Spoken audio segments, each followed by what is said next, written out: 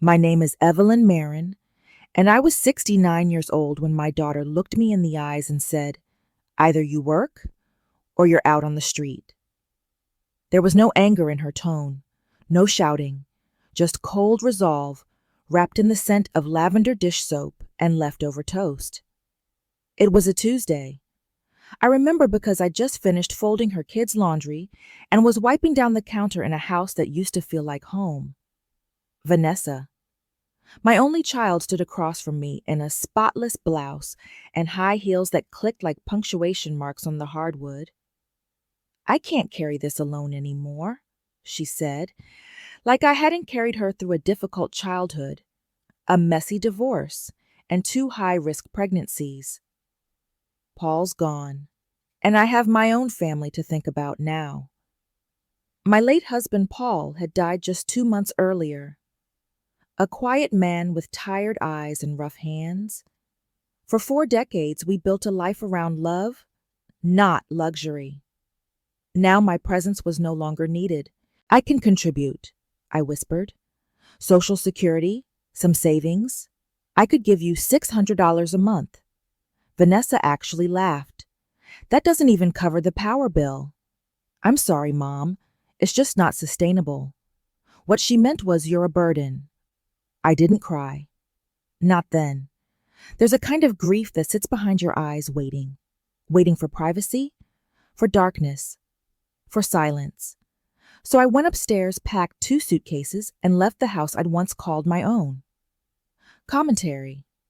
This happens more often than people want to admit. A 2022 Pew study found that over 25% of aging parents feel unwelcome in their adult children's homes, especially after the death of a spouse. Financial stress is real, but dignity costs nothing. I stayed with a church friend for a week. Her guest room was small but warm, and her kindness was the only thread keeping me from unraveling. One night, as I helped her chop carrots for stew, she handed me a printed flyer. Caregiver needed it read. Discreet. Full-time. Live-in. Must be comfortable with physical limitations. It listed a generous salary. Too generous. I was sure it was a scam. Then I saw the name at the bottom, Charles Whitmore. My breath caught. I hadn't heard that name in nearly 50 years. I folded the flyer and placed it in my pocket. By the end of the week, I was standing outside an iron gate suitcase in hand-heart thundering. The estate was enormous. Ivy crawling up the stone walls, windows like cathedral glass. It looked more like a museum than a home. A woman answered the door, tall, composed, and wearing a navy pantsuit that said she ran a tight ship. "You must be Evelyn," she said. "Come in." The marble floors echoed with each step. Every surface was polished to perfection, but the house felt cold, like it had everything except laughter. And then I saw him. In a sleek wheelchair, backlit by the glow of a fireplace, sat Charles Whitmore. I had known him once as Charlie, back when love was urgent and promises were made over park benches, not boardrooms. He looked up. Our eyes met. And for a split second, the world stopped. "Evelyn Marin." He said, his voice gravelly and low. It wasn't a question. It was a memory returning from the depths. I stood frozen, hand still clutched to the strap of my suitcase. The last time I had heard him speak my name, we were 19 and dancing barefoot on the docks of Lake Winton. He had promised he'd come back after college. He never did. "Yes," I replied quietly, the air suddenly thick with time. The woman in the suit. Patricia cleared her throat. "Mr. Whitmore, this is the caregiver candidate I mentioned." He didn't take his eyes off me. "You may leave us, Patricia." She hesitated only a moment before stepping out and closing the door behind her. The room fell into silence, broken only by the ticking of an antique clock above the fireplace. "You changed your hair," he said. I laughed nervously. "It's been 50 years, Charles." He gave a half smile. "Charlie. You used to call me Charlie." I nodded, unsure of what this moment meant. "Do you remember me, really?" He turned slightly in his wheelchair and gestured to the armchair across from him. I sat carefully smoothing the hem of my skirt. I thought I was going crazy, he admitted. The moment you walked in, I knew I'd seen you before, but I didn't trust myself. Well, I said, a voice trembling. I wasn't exactly expecting to find you either. Vanessa, my daughter. She just sent me the listing. I didn't even know it was your house. He looked down, a shadow passing over his expression. Vanessa. She's the one who kicked you out. I stiffened. I didn't mean to pry, he added gently. Patricia screens thoroughly. She told me you were overqualified emotionally, but underqualified professionally. I disagreed. I looked around the massive room with its velvet curtains and oil paintings. Why me? Because you weren't just anyone, he said. You were the only one who ever made me think about staying. The ache in my chest bloomed like a bruise. I wanted to ask why he never returned, why he never wrote. But I had buried those questions years ago, along with the little silver ring he gave me the summer before he left. Charles studied me carefully. Why did you take the job, Evelyn? The honest answer was humiliating. I had nowhere else to go. But I gave the version that spared both our pride. I needed purpose, I said simply. Something to make me feel useful again. He nodded slowly, as if understanding carried a weight of its own. For a while, neither of us spoke. Then he asked, Do you still wear the locket? My hand instinctively went to my throat. Empty? I used to, I said. But it broke, years ago. I remember the scar under it, he murmured, from that bike crash when you were 8. A tear slipped down my cheek. I didn't wipe it away. He still remembered. Not just my name, but the parts of me I thought time had erased.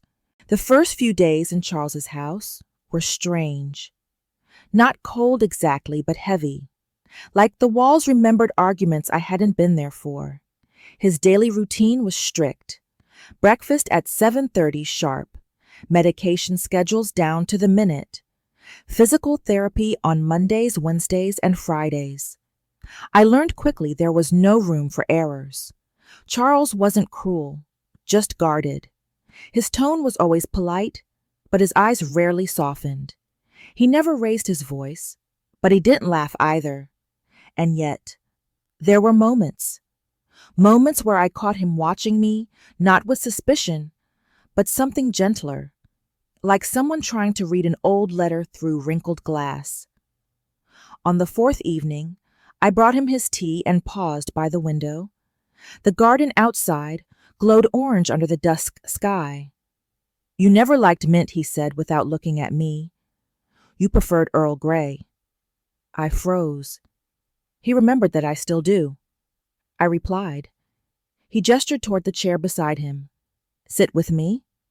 So I did, and for the first time in decades, we talked. Not about medications or appointments, but about books, music, and memories that felt like dreams from another life. You used to hum while you cooked, he said. It drove my father crazy. I smiled. That man thought joy was a distraction. He thought everything was a distraction. Charles replied, the edge in his voice sharper than I'd heard before. That night, I lay awake thinking about how someone so powerful could feel so hollow. The house was beautiful, yes, but it echoed. Echoes don't lie. Real life insight studies show that older adults living in large, empty homes experience increased feelings of isolation, especially after mobility loss. Wealth doesn't insulate against loneliness. Often it reinforces it. The next morning, I brought him an old photo album, mine. Thought you might enjoy a walk down memory lane, I said. He opened it slowly. There we were, 2 teenagers in faded denim arms-linked hair, windblown from a summer carnival. He ran his fingers across the page. I never stopped looking for you, he said softly. I wasn't prepared for that. That evening, while Charles napped, I pulled out the letter. The one I had hidden in the back of my jewelry box for nearly 5 decades. It was yellowed now, creased and fragile, but I knew every word by heart. My dearest Evelyn, I'm coming home. I'm sorry it's been so long. I never stopped thinking about you. Please wait for me. Charlie, I'd received it 6 months after I married Paul. Back then it arrived like a ghost. No return address, just a slanted name I hadn't spoken aloud in years. I never responded. What was there to say he'd left, I'd moved on, or tried to? Now I sat by the window of his estate letter in my lap, wondering what might have been different had it arrived just a few weeks sooner. The pain wasn't sharp anymore. It was quiet, like background noise in a song you've learned to live with. Later that night, Charles asked about my husband. Was he good to you? He asked. I nodded. He was steady, loyal, the kind of man who remembered anniversaries and filled gas tanks without being asked. But he wasn't you. Charles didn't flinch. Did you love him? Yes, just not in the same way. He looked down at his hands. I never married, got close once. But it wasn't right. Why not? Because she wasn't you either. A silence hung between us, dense, but not uncomfortable. Then he said something that knocked the wind out of me. I wrote to you, more than once, dozens of letters, but I never got a reply. I felt my breath catch. I only received one. His mouth opened slightly. Just one, I nodded. No return address, nothing to chase. We stared at each other, understanding unspoken truths that had been trapped in time. Someone didn't want us to find each other, he said. And maybe that was true. Or maybe life just got in the way. A week later, I stood in the attic of Charles's house, dust rising around me like forgotten prayers. Patricia had asked me to retrieve an old medical file for Charles, but I found something else entirely, an unlabeled box shoved behind a trunk of winter coats. Inside, photographs, receipts, newspaper clippings, and letters. Letters with my name on them. At least a dozen never opened. Some dated back to 1975. Postmarked from cities Charles had passed through: Philadelphia, San Diego, Boston. All had been opened and then resealed with Scotch tape. My hands trembled as I realized someone had intercepted them. I brought them to Charles. He studied the envelopes in silence, turning them over slowly. Then softly, my father. What he controlled my mail for years, especially anything that looked too emotional. Charles sighed. He said women like you would ruin my future. He made sure you couldn't. The words didn't make me angry. They made me tired. So many years, so much silence. Why didn't you try harder? I asked quietly. I did, he said, eyes wet. But eventually, I thought you chose someone else. We sat on opposite ends of his study, the letters scattered like fallen leaves between us. That night I didn't sleep. I sat by the window, the box of letters beside me, reading them one by one, tracing his words like braille on my heart. I want a life with you. Every city I land in, I look for someone who looks like you. I'd marry you in a train station if I had to. The boy I loved had never left me. He just got buried under silence, pride, and paternal control. And I had married someone else. But that didn't erase what had been real. Vanessa called while I was folding towels in the linen room. Her name lit up my phone screen like a warning flare. I hesitated, then answered. Mom. She said, her voice clipped. We need to talk. I braced myself. I heard from someone in town that you're living with a man now. Is that true? I didn't lie. Yes. She went silent for a beat. Then came the sharp inhale. And he's rich. I felt the heat rise to my face. That's none of your concern. It is if you're embarrassing me. That word stung. Embarrassing, I repeated. Yes, she snapped. You've always acted so proper. And now you're shacking up with some billionaire? Daddy's barely cold in the ground. I closed my eyes. My grief didn't need permission to exist. Your father and I had a good life, I said. But he's gone. And I'm still here.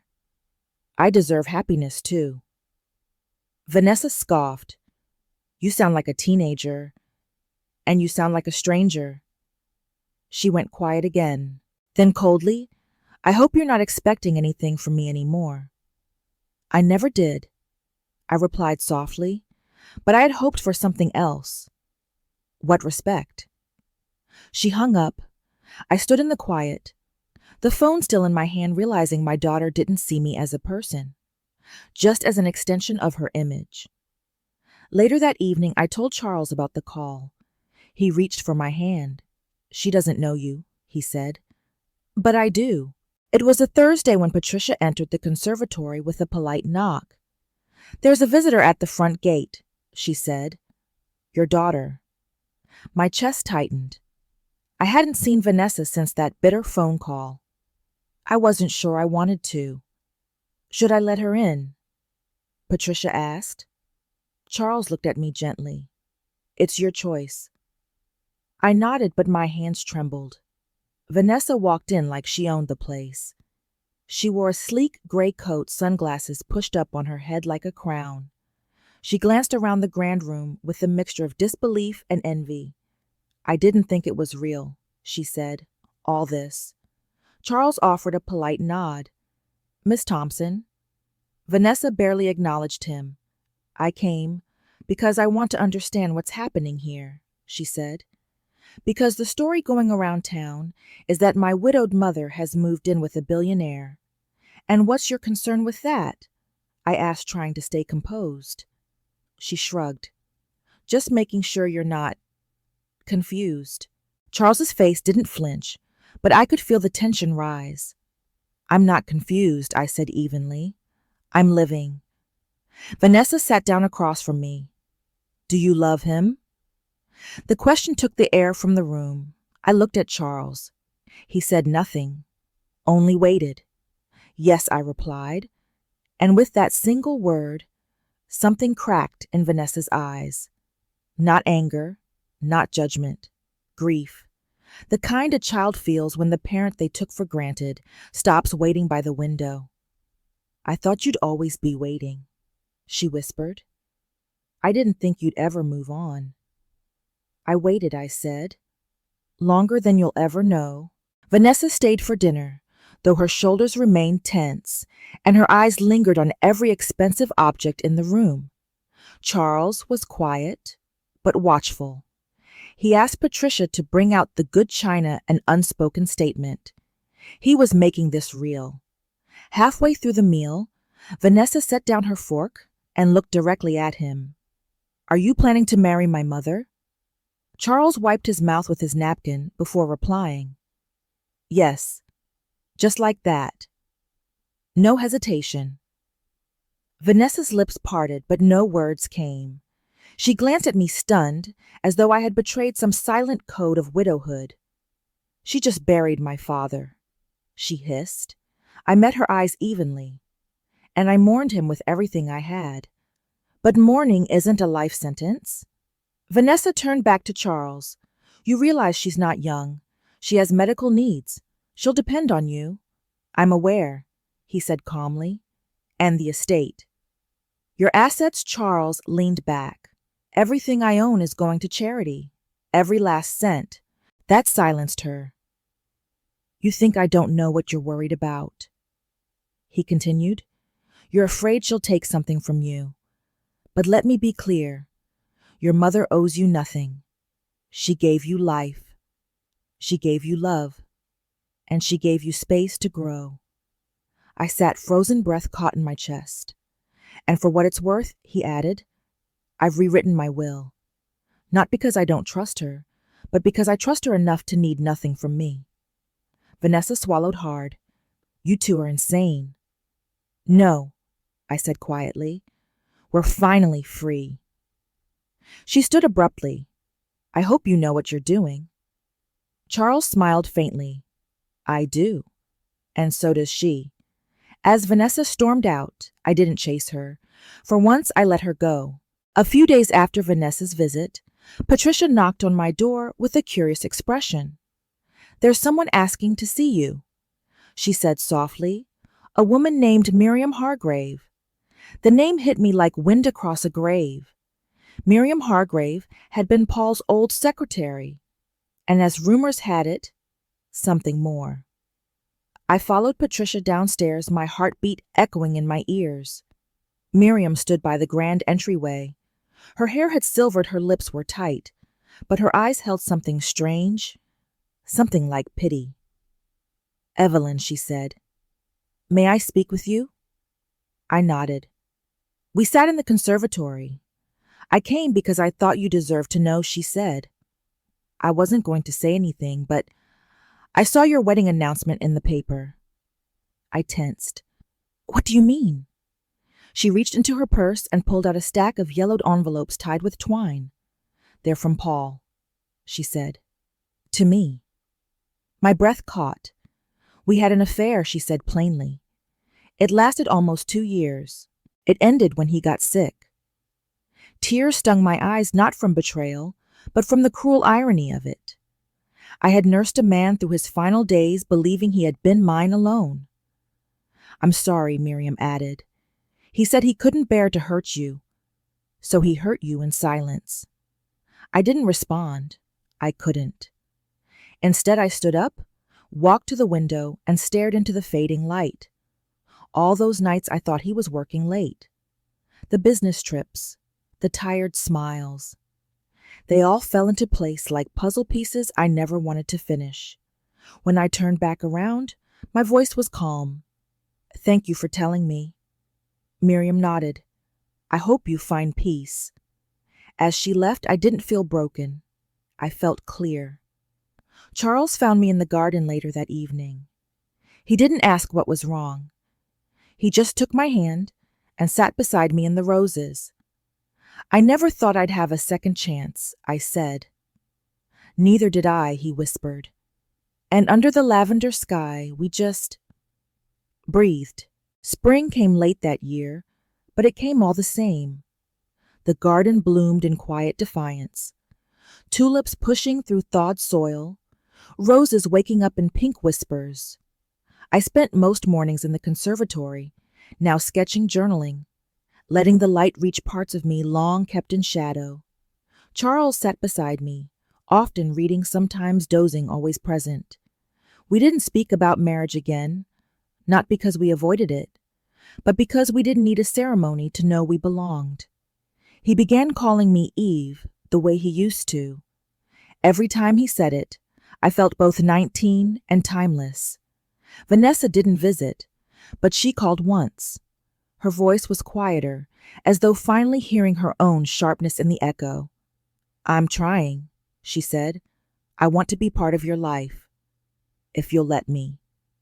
I'd like that, I told her, but it has to be honest. You don't have to approve of me. Just see me. Silence.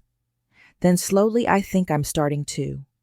And that was enough for now. One morning, Charles handed me a small box. Inside, a silver ring. Delicate. Simple. Familiar. "I bought this the summer before I left for school," he said. "I planned to give it to you. But life had other plans." My breath caught. "I kept it all these years," he added. I didn't know why. Now I do. I slipped the ring onto my finger next to the one Paul gave me. Not to replace the past, but to honor what still lived inside me. "I never imagined I'd feel whole at 70, I whispered. "You were never broken," Charles said, "just waiting." We sat in stillness, surrounded by blooms, not mourning the lives we didn't live, but cherishing the one we finally chose.